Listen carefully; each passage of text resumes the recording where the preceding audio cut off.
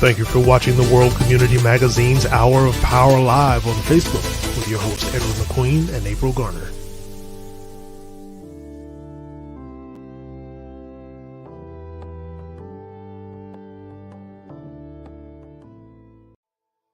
This is Jerome McQueen of Academics, the national movement to encourage our young people to choose STEM as career aspiration.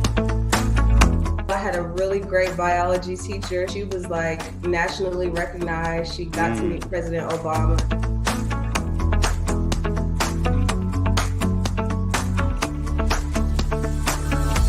So this year I'm working with 3D printing, actually being able to use my skills from A&T to design things on the computer and actually see them become a physical part.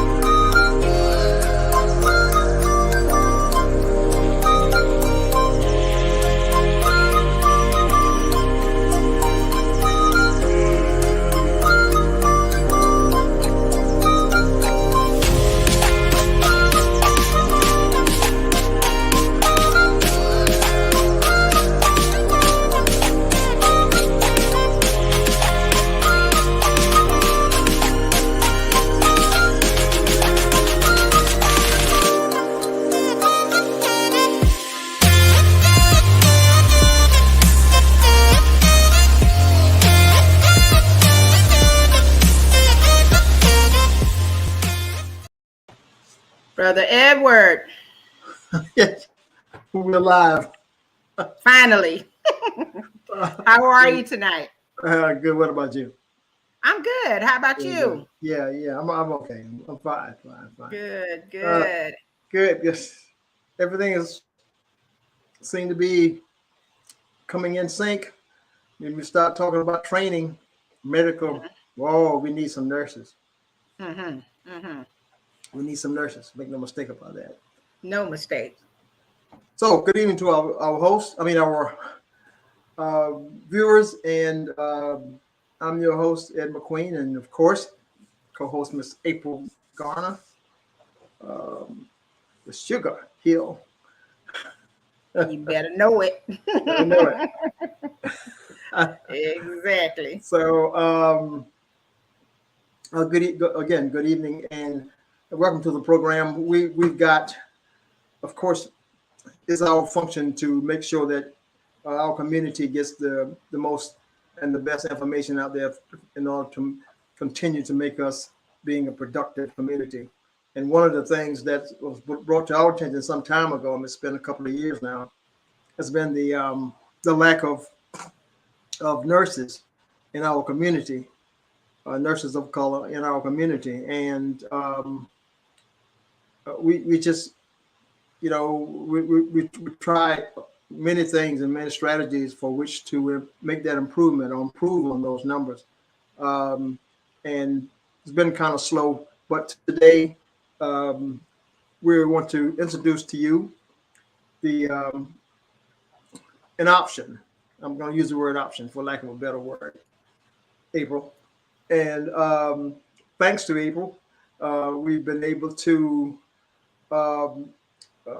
make some headway in terms of propagating information that we think would be helpful in addressing our nursing shortage. So April, if you would, I think you know our guests better than I do. Well, I certainly have come to know our guests over the past few years. And what I can say about our guests, I'll let her do her own introduction as far as letting us know more about her bio and her work. What I can say about her is that she is a powerhouse. She is just a phenomenal woman who is always on the move. You know how you go to social media, you go to the internet sometimes, and you're like, this person is always moving and shaking things. They're always doing something. They're always trying to make a difference. They're always pouring out. Well, she's the poster child for it. It's like, hey, you know. So, you know, she's a wonderful individual and definitely a queen in her own right. And it's definitely a blessing for us to have her here today to talk about her latest endeavor. And I'm so excited about it. I'm really excited about this. Yeah, I just had to reach out to her and say, hey, you know, you got to come on and talk about this. So without further ado, we have Miss Suprena Hickman. How are you doing, Queen? Hello, Queen and King. Hey. How are you? Yes. Yes. It's so great to have you on the show tonight. And looking beautiful, fabulous as always. Thank you. Yes. Yes. The little bit that I've heard of you, it's kind of your name, your first name is kind of bringing it out a little bit. You must be supreme in many. All right now. Well, we hope so. We hope so.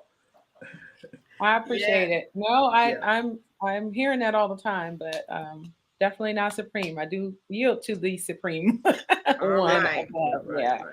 Well, supreme in the area of your expertise. Okay. Yes. So Can you say that again, please?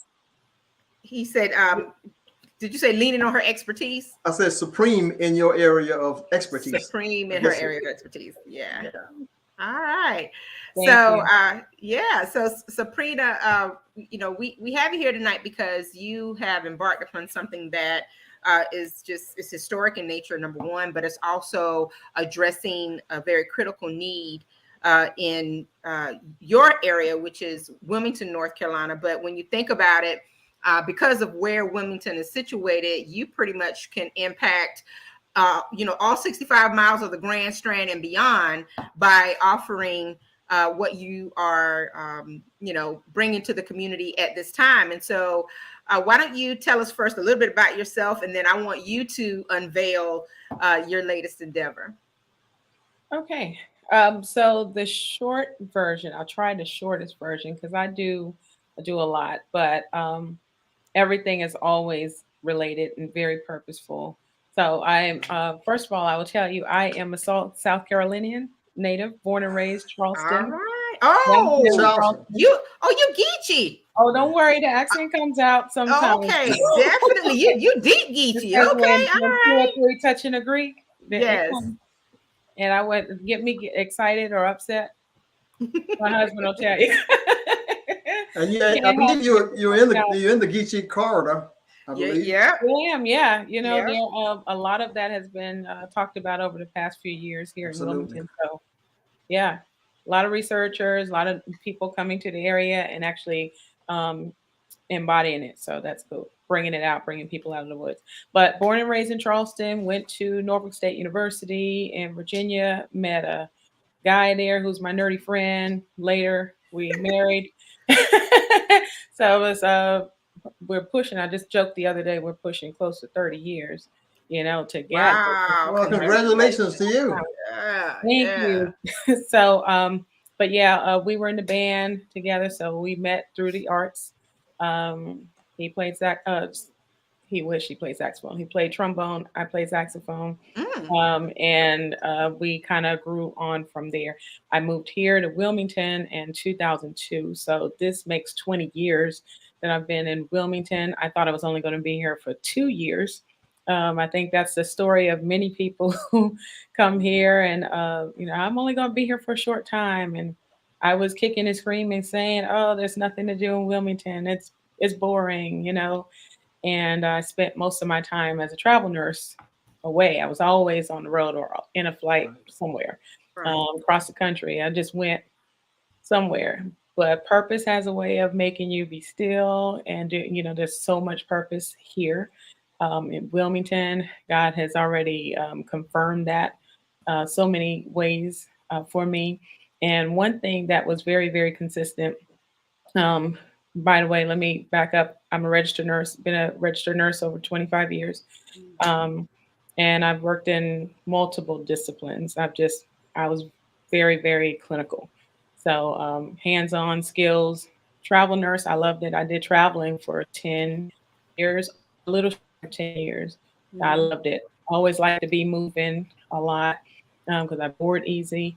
So that's why it made it easy for me to always leave. But when the time came for me to be still here in Wilmington, I got a chance to start to see what those problems were, things that irritated me, things that made me want to run away, oh, I don't like it here. And my husband would say something like, if you don't like it, then try and fix it. I'm like, I'm not fixing this. I can't do this. The problem is we all have these gifts that God has blessed us with, and we're supposed to do something with it. But many people are roaming the earth and they don't even know who they are, let alone knowing what their gifts are and what their purpose is. So I'm very passionate about helping people find themselves, find their voice, be able to step out of their comfort zone, do things that they are created to do, be, use those gifts, and when you do that and you can balance it, then you don't get overwhelmed too often. If you do get overwhelmed, you know how to bounce back from it because those gifts make room for you. You can actually escape. So escape coach, that's what I have coined myself as, the escape coach, and that's my trademark business. So I do coaching and consulting. I've done that for the past few years, but I've also I'm a business owner, and so the problems that I started seeing, so I was doing these women's retreats every year, called Escape to Sisterhood retreat. Basically, it's like a health fair jazzed up with a weekend women's retreat, fun night, fun day, educational sessions. And I did that 10 years. And after that, it's not over. I'm still doing it, but not doing it every single year like I was doing it. But while I was dealing with the women, I started recognizing that the women were having problems. And then I encountered their daughters and found out their daughters were having the same problems that they were having. And so from that, I birthed Grits, Girls Rocking in the South. And that's when I started mentoring, offering mentoring services. So I've been doing teen mentoring for girls consistently since 2012. No months off. Right. Woo, since 2012. That's just 10 whole years in the game. That's a long time. And I'm finding out that there's a theme here in 10 because even after my mother-in-law passed away years ago, I started Port City Rip the Runway, which is a scholarship fundraising event that really we unite the community in so many ways. It's so much to unpack with Port City Rip the Runway, but we've got mottos, We've got a lot of behind the scenes stuff that happens that's really uplifting, that brings people together. We bring together the cosmetology community, hairstylists, makeup artists, designers, those people that, tend to think in our community say we don't get along. Well, we actually do. Right. So we all Right. come together Mhm. and we put just regular people on the runway or professional models. It's all for scholarship fundraising, but we also are bringing everybody together, and it Right. helps when there's such divisiveness that happens on a regular basis. So it's always a beautiful thing to see.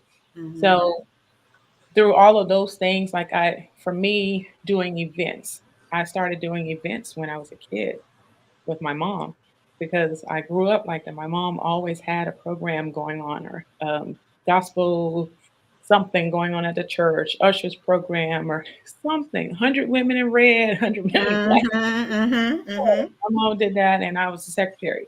So, or I was the marketing person, as you're saying, because I'm picking up the phone and calling, asking people to sing songs or going there, delivering letters to the churches, before the church opened. Like I literally was that person running, and we tag team. So I did that for years Mhm. growing up, and I didn't realize those skills until like years ago. And I'm like, I get it from my mom. Mhm. Yes, that's right. That's right. And so those are things that, like I said, throughout this journey, discovering more about me and things that bring me joy, why I love quartet music, gospel quartets, or, why I love doing events, certain types of events, or intimate events, or I love intimate settings, why I love coaching, why I love helping people. So it's a no brainer as to in this season what I'm doing, why I'm still choosing to coach and mentor and help as well. I'm just using the gifts that God has given me. And Mhm.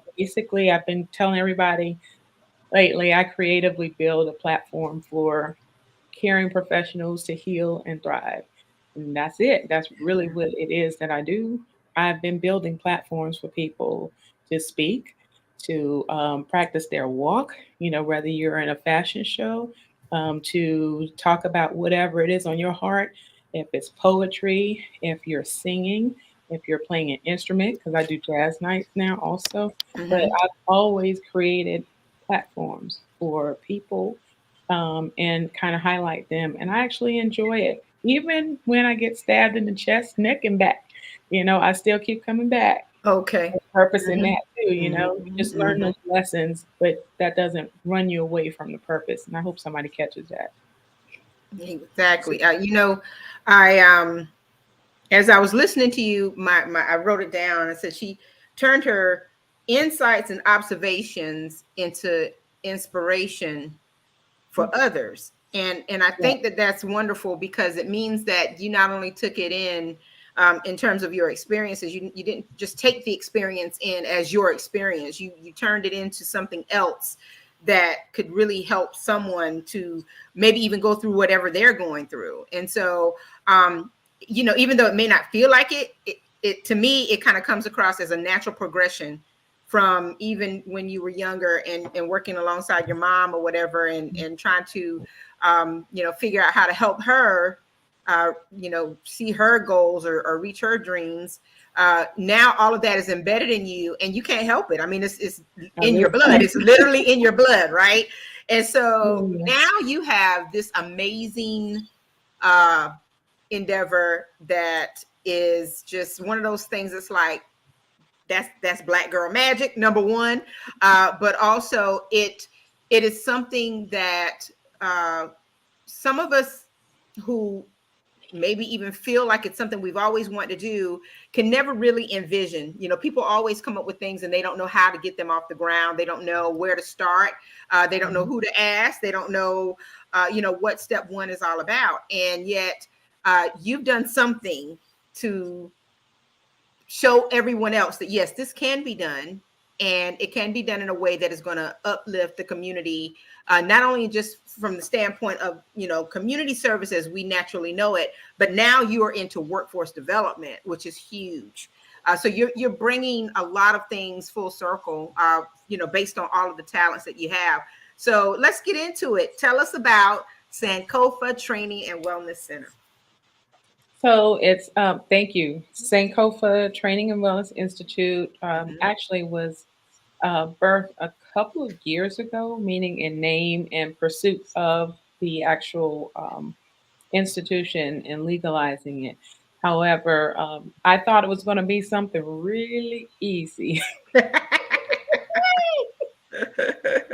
True transparency, I really thought that it was going to be easy. I'm like, I'm just going to do, da, da, da, da. And when I started, I'm like, oh my God, and I tried to find other ways of getting around it, and then I said, 911, I need some help, where am I Right. getting help from? And when I called, because this is a CNA training school, I said I was just going to do a nurse aid program.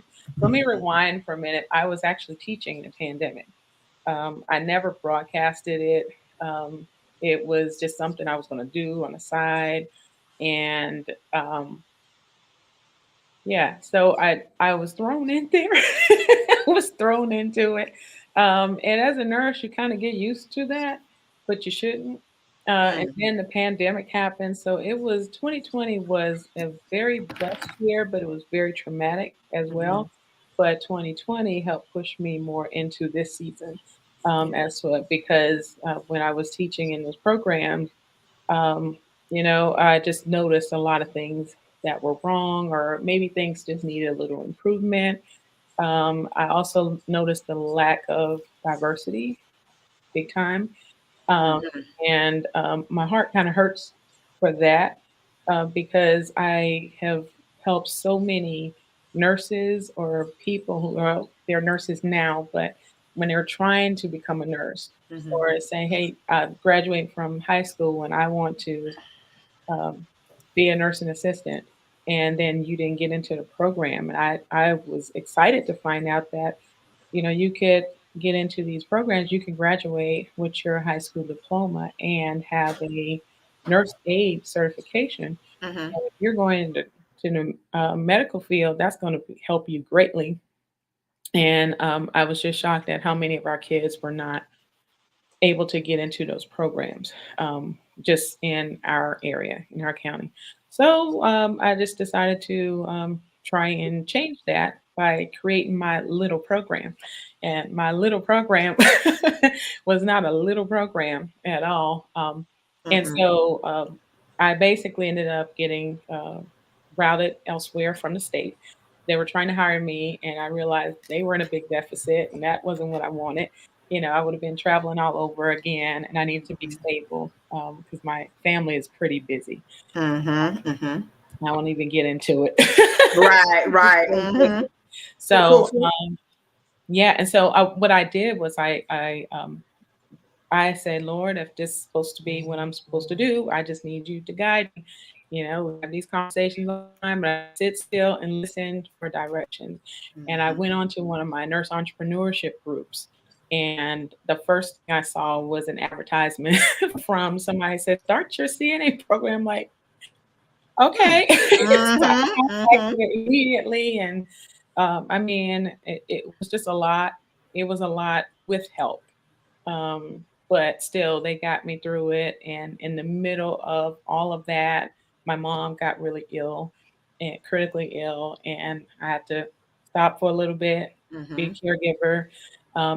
But even when I stopped, I couldn't stop because certain things are time focused. So if you miss it, you gotta start over again. And it was just too much funding, it costs too much money and time to start all over. So I'd already gotten too far and too vested into it. So I kept going. And this year, I said, I am going to be approved before the fall. And we kept pushing and pushing and pushing, and we made it. So I have a proprietary school here. I am the latest proprietary school actually in Wilmington, the only Black female-owned proprietary school here as well. I would say that's a badge of honor, but I'm actually a little irritated by the first Black this and that. I've been there and done that with the teaching part too. I'm not really impressed too much when I hear that. That's why I don't lead with that all the time, because I think since it's 2022, we can do better. You Absolutely. know, and we should have First Black this now, in 2022, even though we do. And it does help others, but it's just a little irritant for me as well. So starting this program, and nurse aid program, nurse aid program is only a part of it. Like I'm literally working on other programs, other medical programs and non-medical as well. So I have a full-blown vocational school, and everything has not manifested yet, but yes, it's expanding. It will be soon. I currently offer a nurse aid one training program. We'll be having a nurse aid two, and I also have CPR right now, and CPR, first aid, babysitting, OSHA, um, bloodborne pathogens, those things. But then I also have health and life coaching certification that I offer too. So if people want to become a life coach or a health coach or a coach of any part. I've been coaching for 10 years as well. So um, and I love it. It's coaching changed my life. So, in this whole Sankofa season, I mean, we should all be giving back, anyways. But I just feel like now is the time. Not only to me, I'm always giving back, but and I know there are a lot of people who are always turning around to help others. But we should really have a big push right now to turn back and help those behind us who are struggling, trying to get where we are, or who are trying to get there. Not doesn't mean that's going to be free, but there's an opportunity for you, and you invest in yourself, and so you can come in. We are helping. We're willing to help you. What I have found is that I've got nurses who are saying, "Hey, I love my job. I'm good where I am. I just want to volunteer because I like what you're doing." And Right. these are people out of state. These are people out of the city, and they're just coming like, how can I help? So it made me sit down and figure, well, how can I, utilize these people who are knocking on my door, because I'm learning to listen more to what people are asking for.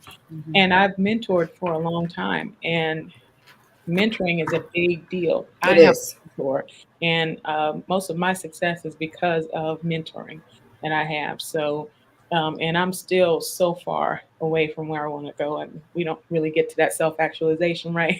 Anyway, so, that's my big thing. I would be using them and inserting them into mentoring, so pairing them with students that are here to ensure its success. So you may want to be a CNA, and you may want to actually go further than a CNA. Either way, I can have a pool of CNAs, a pool of nurses, and beyond, who will be right there ready to help escort you to the end.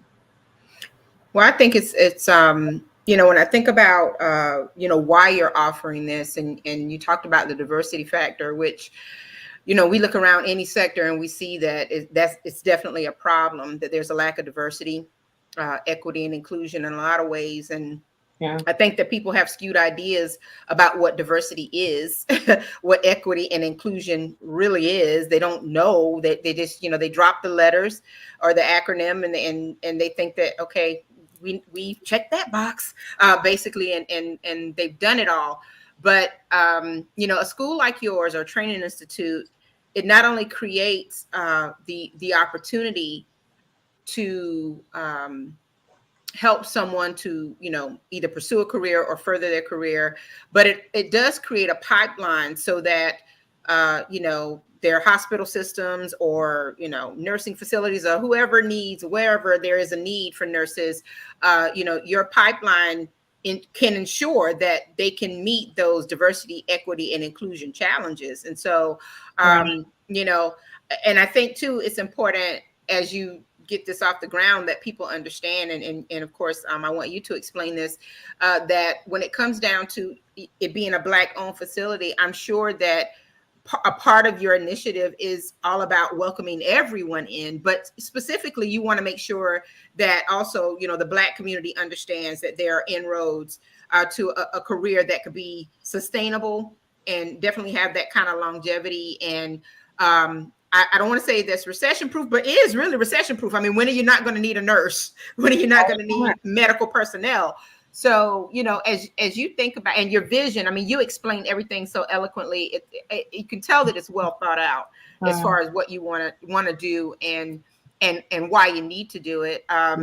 You know, as you've been working on this, what are some things that are in and about the community that you know need to happen in order for this institute to be successful? What kind of community support do you need? I feel like all hands on deck. You know, the things that I desire to do through Sankofa Training and Wellness Institute is things like more beyond the educational training part for nursing, but and beyond nursing, because I have other things in the pipeline as well. But also the community aspect. Like one big example is my mom. She's as she's still going through health battles now, but one thing I can brag on and say with my chest. My mom and my brother, who passed away years ago as well, we were the last two in the house and closer on age, but they know their medications, they knew about their health. You know, you're not going to get too many things by them without them knowing. And my mom's almost 90. And so it's just a thing, if she can tell you every single medication that she's had, she can tell you about her medical history. And me as a nurse, over the years, and I'm certain there are other nurses who will agree to this, nothing's more frustrating. You're trying to get the medical history from somebody, or you just something as simple as your medication list. And somebody comes in and tell you, I'm taking that little blue pill that looks like this, you know, shaped like that, you know, the pink pill, or it looks like a half a pill. I only do this. Well, what is it for? Oh, I don't know. I think it's something for the gout, you know. Exactly. You know, it's just trying to actually help us be more informed. So I would definitely love to get that kicked off, like to help us become more informed patients so that we can advocate for ourselves and our loved ones, because we're getting older. You know, I'm a 70s baby. So it would be, I don't know, just it's normal right now. People my age who still have their parents, we're all caregivers for the most part. A lot of times that's just how it is, a caregiver's role. Whether I'm in the house with her or if I'm long distance, I'm still advocating on a regular basis and having to stay on top of lab results. And, you know, you'd be surprised why people are burnt out in the medical profession. And my colleagues have not had breaks since the pandemic. So how effective can you expect people to really be? And so when you throw extra money at them, I know all about the travel life. It is addictive. And right now, what my fellow nurses are going through, with money is being snatched back and, you know, decreased. Travel funding is going away. You know, a lot of times not going away, but it's decreasing. You know, or you're not getting $100 an hour. You know, you're not getting 150 an hour. You know, back down to like 40 or 50 an hour. That's traumatizing. But then you also have people still getting like 20 or 15 an hour. So trying to get people at a place where you can be stabilized. And if there are other ways of creating income so that you don't have to burn yourself out and work double, triple shifts. You know, I used to do a row of 16. I did like 2 16-hour shifts in a row, a 12-hour and an 8-hour. And it would be, you know, you're working and working. Sometimes I didn't know how I made it home. Just literally didn't know how to fall asleep at the light. You know, we shouldn't have to work that way, you know, just to be able to make it. So there are other things. That's why the entrepreneurship, that freedom, I love it because you have options. So I want nurses to know we have options. I want CNAs to know that we have options as well. And there are so many people who are doing that now. Even CNAs, they have traveling CNAs. So they have travel opportunities just as we nurses did as well, and still do. Do you have concerns in the nursing field about its impact on the aging population? Mainly because you know, if there are shortages that exist, and we see that the pipeline is either being depleted, or because nurses are, they have that fatigue, or there aren't enough people going into the into the sector. In the work that I do now, we talk about it a lot, that there are some concerns when it comes down to the aging population. So, what are some things that people need to know, like right now, as far as how to deal with that, how to select the proper care for aging parents, or even for themselves if they're going through this? And I think that what you're trying to do could be really important and impactful to help fill in those gaps. Yeah, I know nursing is not for everybody, and I'm not trying to, I know I'm so pro nursing, but I'm not trying to make everybody a nurse, but you do need to be informed. You do need to know basic stuff, so that you can actually advocate. That's the biggest thing right now. You need advocates. Like for an aging population, I've always, up until like just as recently, and I'm back and forth, I've always been the one inside of the hospital room with my mom anytime she's gone in, and never going in saying, I'm a nurse, I'm a nurse, I'm a nurse. Because I hated when people did that, so I never actually tell them I'm a nurse until there's a problem. So I've been there, humble, because you never know, you might learn something else. But at the same time, I'm advocating for her, and I'm making sure that she's straight, because you can easily have them call, like, perfect example, on the call bell, and you call and you're waiting for like over half an hour. You got to go to the body. Right. And I know how my bladder works. So can you imagine an elderly person? You got to go, you got to go. Just things that happen when there's no accountability there. But again, there is fatigue as well. So the nurses are tired. Nurses, we pretty much pull the load. And I'm just gonna say it. We're the most disrespected profession in the medical profession. We're the most disrespected discipline.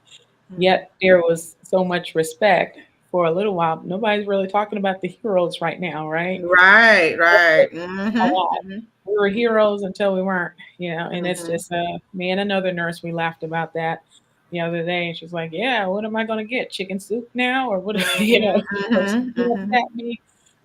If we can be consistent and nurture our flock, that would be wonderful. If we can push a lot of self-care, that's a big issue. That's not something that we were taught when we started school. We were taught how to take care of other people. And it's like common sense, right now, that's what we think. For the self-care part, a lot of people are pushing it. We're all pushing it now. But we're talking 20, 30 years, 40 years ago, that was not pushed. That wasn't the thing. First thing we learned was how to take care of somebody else. And that was always pushed there. So the patient was always right. Patients always come first. And so a lot of these things for us older nurses, when it comes to now, it's a little new, trying to insert certain new things there, but they're also getting burnt out. So, I mean, I have been in and out of the hospital a lot over the past year and a half, definitely. And it's, I don't see too many nurses who are older now. Right. So, and not saying that the younger ones don't have wisdom at all. No, it's super smart, but they're also aware of their value more, and they're not staying in as long. So it doesn't take them long to get out and go find another job. So what happens when you have all of the nurses walking away from the bedside? They all eventually might end up in that bed someday, for surgery or go with, whatever. Or just to even go in with the loved one. We're going to have to go in the hospital for somebody or for ourselves. I would love to have somebody with high quality skills, who's nurturing, who has a lot of wisdom, who really loves what they're doing, or passionate about it. So, and I would also love to see somebody who looks like me eventually. Right. The representation matters as well. So what would you tell? What would you tell the audience to be aware of if when you have situations where people are on their last days and they need the home care, what have you, um, what would you what would you tell them that you would do differently than what is so widely known today? I guess I don't know. Let me back up again so I explain that right. See, people who are again given a certain amount of time for their demise. Okay, um, what would you do? What would your institute do differently that could ensure that it is a well a responsible time between the time that they knowing they're going to demise and then at the end. Um, Okay, I think I'm hearing two things there. So are you meaning with regard to the actual patient or the family or both? both. Okay, Both. so meaning what would the nursing assistant do? How would I teach them or train them? Or how would I train like a family member how to deal with death and dying? Okay, it's probably more toward the family because that the person that needs the nursing may not be able to converse or anything, so they can't make any decisions there. So I guess make it applicable to the family. What would you do differently? Yeah, yeah, I've taken care of a lot of dying patients and having to deal with family as well. Being transparent, being truthful as possible, only telling the facts of what you know is always then you can't get into too many legalities. So if the doctor has not um, been the one to break the news to them, Right. we shouldn't have to be the one to break the news first. It's actually supposed to fall on the physician. But so number one, stay in your place, know your role. That's what I would say to the nursing assistant. That nursing assistant should never be the one to do it. But if it was a nurse, after you've already gotten the okay and you've provided counseling options, for maybe um, somebody to come by and speak to them, chaplain or whatnot. But be truthful. If the family's saying, "Hey, are they going to die?" I said, "Well, my response was always, well, this is what science is saying. God always has the final say. I don't want you to be naive. I don't want you to think, well, oh, this nurse is saying they're going to be perfectly fine, because we hear what we want to hear, especially when we're in the middle of something traumatic, meaning like finding out that somebody a loved one is dying. So be very careful with those words and the delivery and making sure that you're clear about it. So I always encourage, but I also want to tell you the truth. Like this is what it looks like, and this is what the body does when the organs start to shut down. But God is still able. Who knows what Absolutely. that looks like? They may still be on this side, or they may get healed on the other side. I don't know. But you can actually prepare. You can prepare yourself, your heart, and maybe walk them through things of healing. Moments of healing. Hey, you want to say something? Talk to them. They might still be able to hear you. Just a touch. Do you want to touch? Because it's really we can't do anything with that patient. That patient is already in transition, or they're just in a different zone. But it's Right. really more for us. That's why we have funerals. The funeral's not for the dead; it's actually for the living. So all of this is just to help us be able to cope with the process of healing. Still, the other part you were asking about, I guess, is it a patient? If the Right. patient's From dying, the family to the patient there, but the patient could be incoherent or just lying there or whatever. But oh yeah, it's still a therapeutic part of the healing process. So having them to engage with them, you tell them what to expect, or this is what we're seeing. They may have some movements, maybe with their body movements, or they might yawn or something. Maybe they're not there.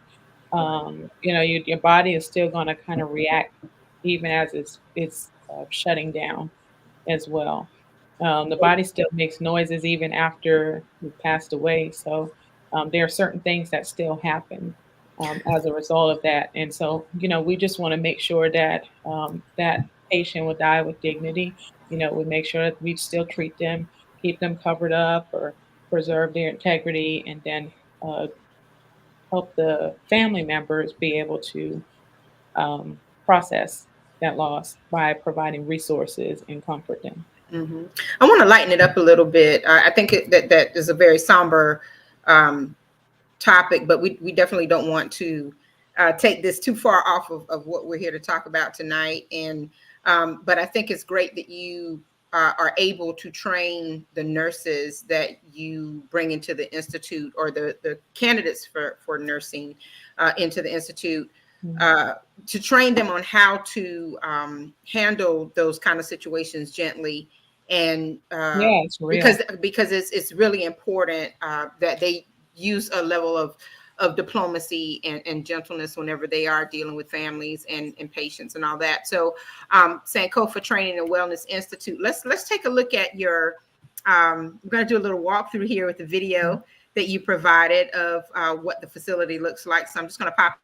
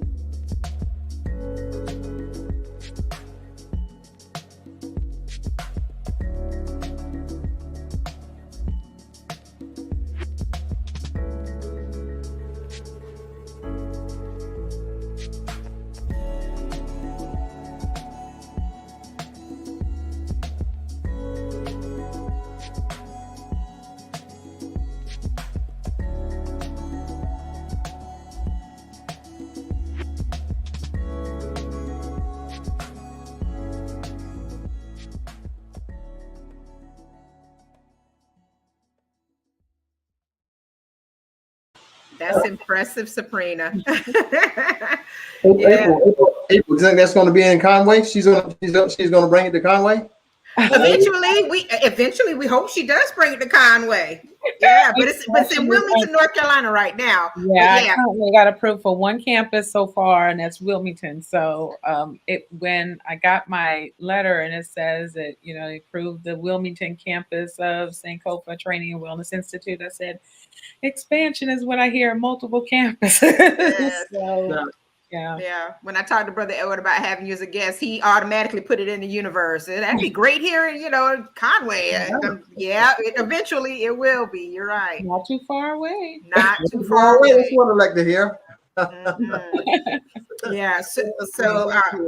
Yeah. So you are currently enrolling Nurse Aid 1 candidates into your training program, and that enrollment starts. The enrollment is now with classes starting October the 25th. So what does one need to do in order to enroll? I have an application actually online. So you go in, if you click on there, you go to Sankofa Training Institute.com. And, you will click there where it says enroll now. That's basically, it's not a lot. You fill out your application. We got to do background check, got to do drug screening, all of that. That's pretty much it. We do a background. I think I said a background check, but and you pay your tuition. My tuition is $2,000. That's including your registration and supplies, uniform, everything. I make it all inclusive. So not to nickel and dime people, say, oh, this tuitions, you make it look like it's cheaper. And then say, oh, yeah, and I need you to do this. Oh, yeah, and here's a list of things you got to go and get. And just make it all in one. So that's what I have right now. And the So- program is only 19 days. Oh, okay. Oh, wow. That's what I wanted to ask. Wow. So I'm just, Well, that should be appealing. Yeah, 19 days. Yeah. Yeah. yeah, I made it 19 days. My classes are Tuesday through Friday.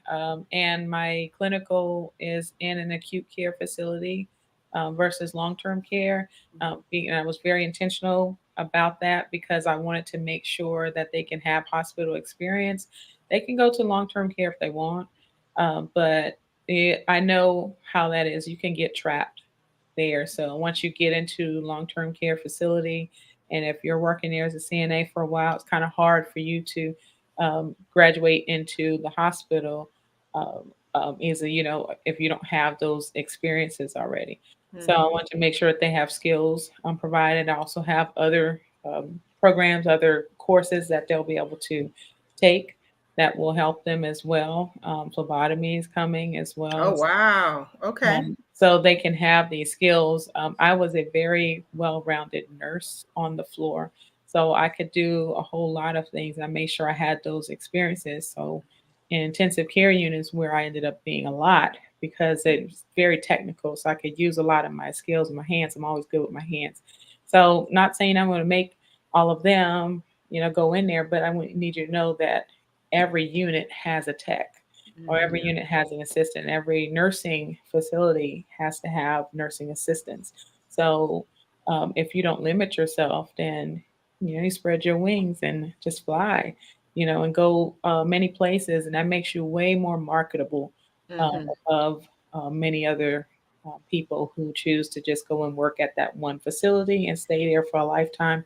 There's nothing wrong with that if that's what you want, but there are a lot of people who actually want more. And they may more easy, or they just want to challenge themselves, or they want to get increased pay, or or just increase experiences. So you have to be well-rounded and be able to be flexible. And speaking of marketability, do you offer employment assistance as far as helping them to, find placement in the workforce, or is that coming? Is that on the horizon? It's coming and partially in the works already. So I've got a couple of companies also that I've already signed up with from the beginning. So to be able to help them get placement, actually 3 so far. So that's yeah, your pipeline. You automatically becoming a funnel, for the workforce, and that's awesome. Even with working with the school systems, and also the hospital. So I just think we can all work together and help change this. But my goal is to really eliminate a lot of the all of the fluff, I guess, that's required, and nothing against the community colleges or some of the other schools, but you don't have to have any other prerequisites other than like being 18 or finish high school, or even if you haven't finished high school, you can start this program as a senior and you can finish it. So it's just 18 and up pretty much, and you can get in there, so you don't have to take extra classes prior to getting into there, whereas it's kind of sold otherwise in other places. Just trying to help us get in, get trained, quality training, and then get out into the workplace, because we need more nurses, we need more medical professionals, and we also need them to stay in our profession. So if we train you and we help you be able to balance things and give you that mentoring and that guide while you're in there, chances are you'll sustain through all of the mess. Yeah. So what? So they get a certificate once they complete the 19 days from your institution? Yes, they will. And then they go and take their exam. They've got to take a state exam. And that's when they get their certification. So my goal is to be 100% pass rate. That's what I want. That's what you want. Exactly. That's what you want. We represent all of us. So exactly. Well, this is a great program because, the truth of the matter is you not only are you offering this experience in terms of, the opportunity, but one thing you touched upon is the fact that they can start while they're in secondary school and this is actually that post-secondary connection, which means you're taking them straight into the workforce. Correct. And that's important because not every student can thrive in a 2-year or 4-year institution. So this is, like you said, vocational, and it's definitely something that is a fast track into the workforce. So I know that there's some, based on our conversation prior to the show, I know there's some other ways that the community can help. I imagine that you probably need some support in terms of partnerships or financial support. So, if the community wants to know more about how they can support Sankofa Training and Wellness Institute, should they be in touch with you, or what should they do? Yeah, they can get in touch with me. But I actually started a crowdfunding. Campaign for people who are just wanting to donate funds. I also have patron packages, so I'd love to send it to you. Any companies, organizations who are interested in partnering, if they see the vision, and we can form a great partnership here. I've got a couple of organizations that are talking about creating a program where I can have nursing students funneling through their system. Anything's possible. So we just have to sit and work it out, figure out how that is. Starting an educational institution that's state supported, not state supported, but basically state approved. It's not cheap at all. It's not easy at all. It was quite a challenge, but even have my mom root with me from the hospital bed. It's just like,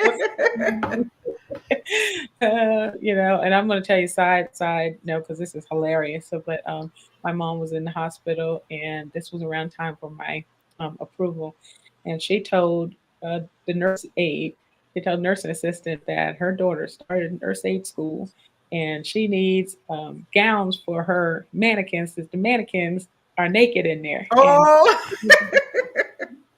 So she asked me that, and I said, "You said what?" And she said, "Yeah." And they gave it to her.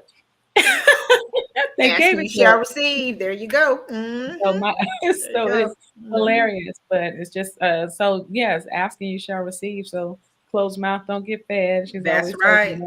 So I am not ashamed to ask at all. Definitely, I need your funds. I need your partnership. I need more quality staff. Nurses, I can't acquire quality nurses and pay them subpar. That goes against everything that I stand for. If I wouldn't take that pay, then I'm not going to give it to you.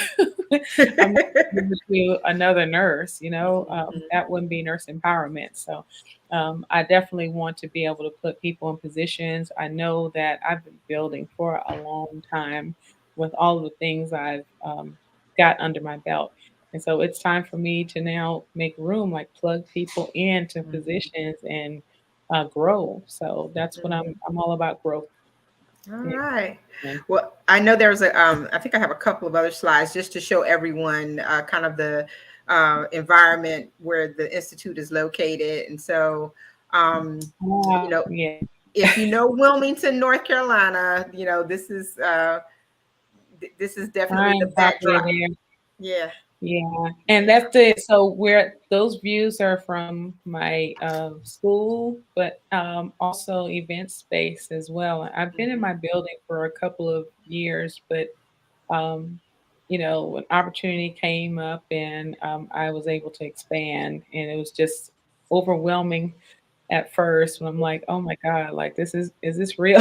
But I have an event space, an event and training space also. It's called Sankofa Event Space. And it's so the Sankofa theme is still going on. If you didn't know what Sankofa means, it means to go back and get it. It's not taboo to go back and fetch what you left behind.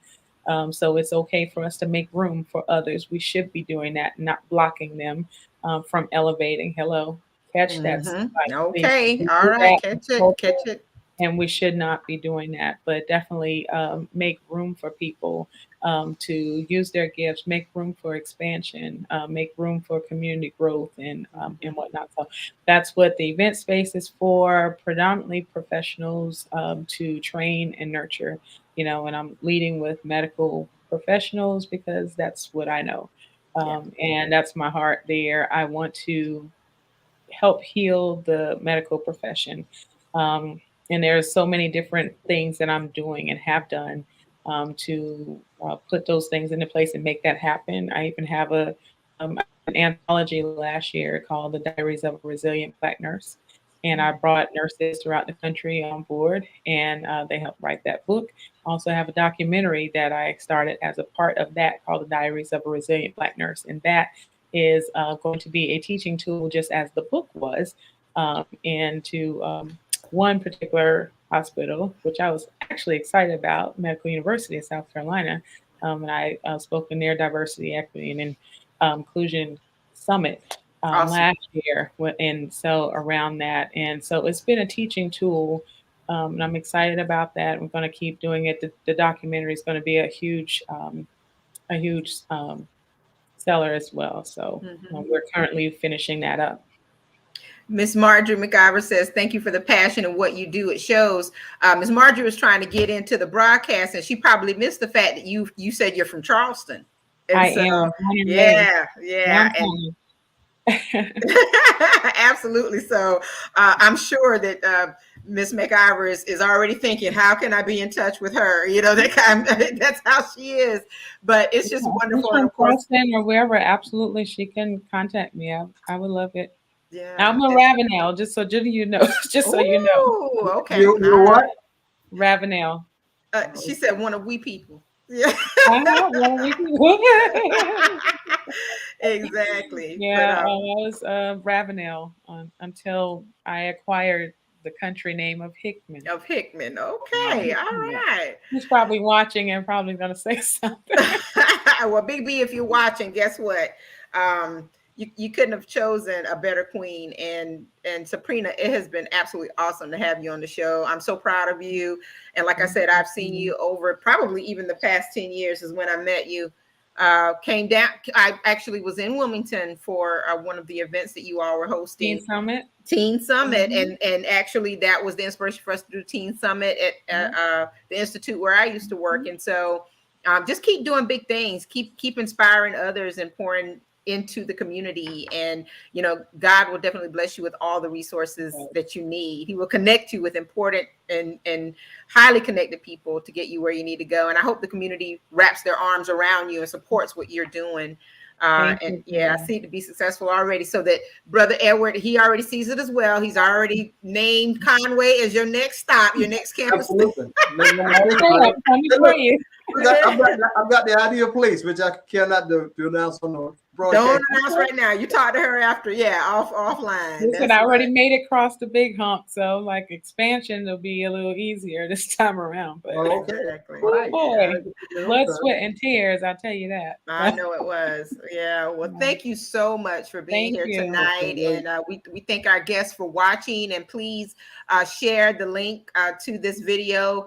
Or this broadcast is on YouTube, and also you can go to World Community Magazine's Facebook page to watch it if you missed parts of it, and find out more about Suprena and what she's trying to do in the community. And just want to thank Ms. Edna DeWitt and Ms. Marjorie McIver for chiming in tonight. We really appreciate you, and that always encourages our special guests. Live is not easy, and so we thank you. And also want to say happy birthday to Ms. Marjorie McIver. Today is her birthday. Go Icon! Birthday. It's your birthday, and so. We really do appreciate you being here, Suprena. Tell Big B we say hello. And Brother Edward, I'll let you have the last word. Oh, I've already said the last word. If I say the last word, I might reveal where I want her to bring this institution. So, my God. We'll come. Look, we can't wait for us to meet again and really have a major discussion on your prospects of moving to not moving your entire facility, but expanding. Okay. Oh, absolutely. And expanding. And please keep we'll keep you in mind. You keep us in mind, and we can all have this in discussion and make sure that happens. Okay, we're gonna make it happen. Thank you so much. I appreciate you. Thank y'all for having me. You are welcome. You're welcome, Brother Edward. Ms. Margie says that we can draw the raffle winner right now. She's doing the birthday raffle for the and Suprena would like this. Now, Miss Marjorie, she should have, the icon should have been on here tonight. Miss Marjorie every year does a birthday scholarship event where, you know, you don't give gifts to her, you give to the scholarship drive that she pretty much coordinates every single year. She's, you know, former educator, just community leader, doing some mighty big things. And so this year she is on a health and wellness kick. And when I tell you, Miss Marjorie's body is snatched. She's lifting weight. She's eating, you know, clean. She's doing a lot of things, and she looks phenomenal. And I'm not even going to tell you her age. She'll have to tell you her age. You can type it in if you want, Miss McIver. But anyway, she is raffling off a home gym, basically, with there's, you know, weights and bands and all kinds of things, so that if you want to exercise in the privacy of your own home. She is 77 years old. Yes, ma'am. Yes, congratulations. Wow, congratulations. And thinking that she was in her 60s, but I'm not going to say it about it. A spin bike. Brother Edward, I thought so too. Now you're right. I thought she was in her 60s. I thought she said that too. I could be wrong, you know. She should have sent me a picture so I could show everybody her muscles.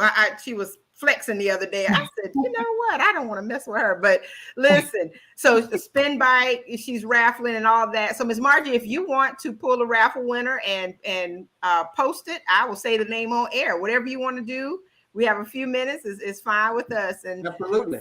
Yeah. So I'm sure that she really enjoyed listening to what you had to say, Suprena, about your wellness center, your training and wellness center. And, you know, we hope that, you know, again, whatever we can do to help you in terms of Whittemore, we used to be Whittemore World Community Magazine, we will certainly help you to get the message out. And of course, the network, as you know. So, okay, we have a winner here. The winner is Les Bird of Myrtle Beach. Okay, you are the winner of the home gym, courtesy of Ms. Marjorie McIver, her birthday raffle. Congratulations, Les Bird. Be in touch with Ms. Marjorie, or Ms. Marjorie, you probably be in touch with them, or him, or her, whoever it is, about their win tonight. So that's awesome. That is absolutely awesome. Absolutely. Yeah, congratulations. Congratulations, Mr. Bird. Congratulations. Do you know that person, Brother Edward? No, I don't. Oh, okay. Congratulations. I mean, all right. That was a pretty good facility setup that she's yes. It was raffle. Okay. Really, really good. So Ms. Hickman, so now you see what we do on the broadcast, right? Yes. My apologies. I had a different gender for the bird, and I was corrected. Someone came on and said Miss Bird. I said, yeah. Okay, I said yeah, that's fine. Miss Bird. Yeah. My apologies. All right. Well, Suprena, again, thank you so much for being with us tonight. And again, thank you to all of our viewers. And we appreciate you so much. Everyone be safe. I know we have some weather coming into the area from, is it tropical storm or Hurricane Ian? Yeah, right. Yeah. So be careful. You know, do what you have to do to get ready for it. Don't underestimate it. You never know what'll happen. And everyone just stay safe, and God willing, and the creek don't rise. We will be here next Tuesday at 7 p.m. 7 p.m. 7 p.m., Brother Edward. All right. So, all right. God bless. Yes. Take care. Thank you. God bless you. Thank you for watching the World Community Magazine's Hour of Power Live on Facebook with your host, Edward McQueen and April Garner.